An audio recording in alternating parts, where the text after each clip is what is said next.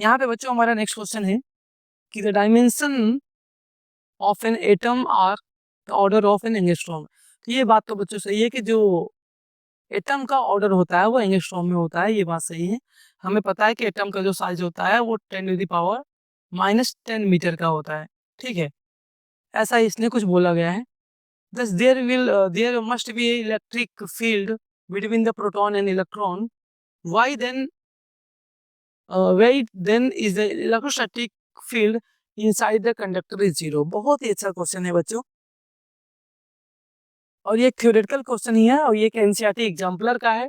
आपको मैंने जैसा कि कई बार बताया हुआ है कि एनसीईआरटी एग्जाम्पलर का क्वेश्चन डायरेक्ट आपके बोर्ड एग्जाम में पूछा जाता है, क्योंकि अभी तक ये क्वेश्चन कहीं नहीं पूछा गया है, तो बहुत हाई चांस है इस क्वेश्चन का आपके एग्जाम में आने के लिए। तो सिंपल सा क्वेश्चन पूछ रहा है क्योंकि एटम का साइज एंगस्ट्रॉम का ऑर्डर का होता है ना। तो thus there must be a large electric field between the electron and proton, ठीक है। क्योंकि आपको पता है ना कि प्रोटॉन यहाँ पे होता है न्यूक्लियस के अंदर, और इलेक्ट्रॉन बच्चों उस ऑर्बिट में होता है जो कि इलेक्ट्रॉन जिस ऑर्बिट में इलेक्ट्रॉन का चक्कर प्रोटॉन का चक्कर या कहीं न्यूक्लियस का चक्कर लगा पाए, ऐसे ऑर्बिट को आपको पता है स्टेशनरी ऑर्बिट भी कहते हैं। फिलहाल हम उस पर नहीं जा रहे हैं। तो क्वेश्चन कह रहा है कि अगर एक एटम के अंदर प्रोटॉन भी है इलेक्ट्रॉन भी है, तो क्या जो प्रोटॉन के अंदर जो इलेक्ट्रॉन और प्रोटॉन है उनके बीच इलेक्ट्रिक फील्ड क्यों नहीं होता। यहाँ पूछा है ना, there must be a large electric field between the proton and electron, कि प्रोटॉन और इलेक्ट्रॉन के बीच एक बहुत स्ट्रॉन्ग इलेक्ट्रिक फील्ड होना चाहिए। Why then the electrostatic field inside the conductor is zero. तो बताइए कि electric field inside the conductor zero क्यों होता है, ये बात आपको बच्चों पूछ रहा है। कई बच्चों को ये कंफ्यूजन हो सकता है कि सर हम आपने कई बार बताया हुआ है कि कोई भी अगर कंडक्टर है तो कंडक्टर के अंदर ना हमेशा इलेक्ट्रिक फील्ड की वैल्यू जीरो होता है।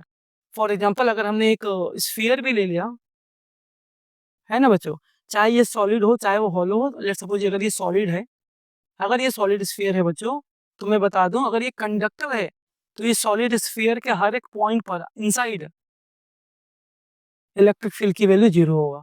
इलेक्ट्रिक फील्ड इस सरफेस पे ही मिल सकता है या सरफेस के बाहर मिल सकता है अगर ये चार्ज है तो, but electric field inside the sphere charge conducting sphere बच्चों हमेशा जीरो आएगा।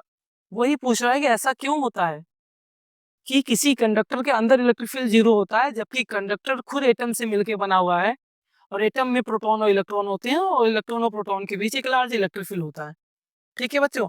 तो आपको बस ये समझना है कि अगर ये कोई एटम अगर कोई ये चार्ज नहीं है, अगर कोई स्फीयर चार्ज नहीं है तब तो इस पे कहीं पे भी चार्ज नहीं होगा। अगर कोई स्फीयर चार्ज है तो भी ये सरफेस पे ही वो चार्ज आएगा, अंदर नहीं आएगा, अंदर कोई भी चार्ज नहीं होगा, तो अंदर इलेक्ट्रिक फील्ड भी नहीं होगा। आपके माइंड में आएगा सर अंदर तो एटम होता है, तो एटम में तो पॉजिटिव और नेगेटिव चार्ज है, तो इलेक्ट्रिक फील्ड क्यों नहीं है। क्योंकि बच्चों अगर आप एटम को नोटिस करें तो एटम इलेक्ट्रिकली न्यूट्रल है, जितना ही पॉजिटिव चार्ज है उतना ही नेगेटिव चार्ज भी है, that's why net electric charge zero है। सो इलेक्ट्रोस्टैटिक फील्ड भी यहाँ पर नेट जीरो आने वाला है। इसी बात को बच्चों हमने यहाँ पे लिखा हुआ है कि the electric field bind the atoms to neutral entity. कि बच्चों अगर आप एटम को देखें तो ये पॉजिटिव चार्ज और नेगेटिव चार्ज मिलके क्या बना रहे हैं, neutral entity. Field are caused by the excess electron. Field हमेशा बच्चों एक्सेस इलेक्ट्रॉन की वजह से बनता है, जो कि देखिए हमने यहाँ पे बाहर से दिया हुआ है।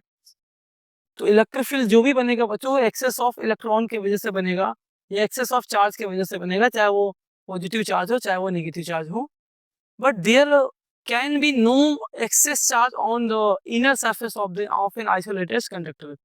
अगर आप अंदर inner surface of the conductor देखें तो इसके अंदर कोई एक्सेस चार्ज नहीं है भाई, जितना पॉजिटिव चार्ज होता है एटम के पास उतना नेगेटिव चार्ज होता है। तो जितने भी एटम होंगे बच्चों सब के सब एटम इलेक्ट्रिकली न्यूट्रल होंगे, कोई भी एक्सेस चार्ज नहीं होगा। So there is no electrostatic field inside the sphere, यही बता रहा। So electrostatic force inside the conductor is zero. क्योंकि भाई कंडक्टर के अंदर इलेक्ट्रिक फील्ड जीरो इसीलिए होगा क्योंकि जो एटम होता है बच्चों वो एक न्यूट्रल एंटिटी होता है। इस बात को याद रखना कि एटम बच्चों एक न्यूट्रल एंटिटी होता है, इस बात को समझना बच्चों। एटम कोई चार्ज नहीं होता है, ये एक न्यूट्रल एंटिटी होता है। अगर कोई न्यूट्रल एंटिटी है मीन्स नेट चार्ज जीरो है तो उसका इलेक्ट्रिक फील्ड होगा ही नहीं, ठीक है। इस बात को याद रखना। हाँ, इलेक्ट्रिक फील्ड कहाँ पे हो सकता है? आउटसाइड हो सकता है या सरफेस पे हो सकता है। कब हो सकता है? जब हम उस कंडक्टर को एक्सेस चार्ज देंगे।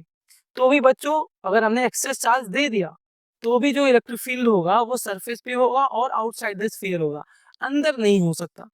ठीक है, अंदर क्योंकि चार्ज एग्जिस्ट कर नहीं सकता, और एटम है तो एटम तो इलेक्ट्रिकली न्यूट्रल है, तो ओवरऑल अंदर कोई भी इलेक्ट्रिक फील्ड आपको नहीं मिलेगा।